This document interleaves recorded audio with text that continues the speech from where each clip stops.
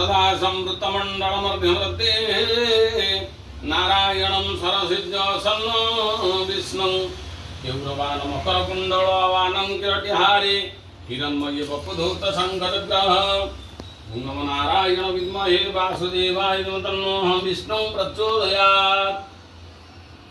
ओम भगवते वासुदेव चरणारविंद महाप्रभु कोटि कोटि दंडवत। नमो नारायण चरणारविंद नमो भगवते वासुदेवाय नमः।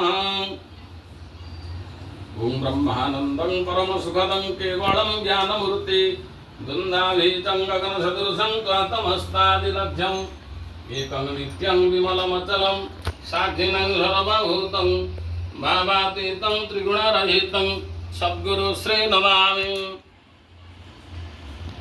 नवनीरदनिन्दितकान्तिधरं रससागर नागर भूपवरं भ्रुविसङ्कितवङ्किमशक्रधनु मुखचन्द्रविनिन्दितकोटिविधुं।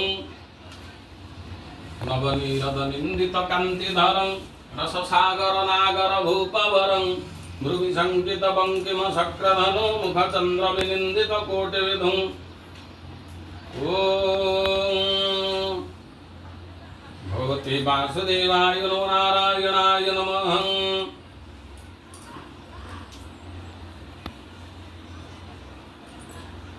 जगतनन्दकन्दाय प्रणितार्थहरायञ्च निरञ्चल निवासाय नित्याय परमात्मने बलभद्रं सुभद्राभ्यां जगन्नाथाय ते नमः।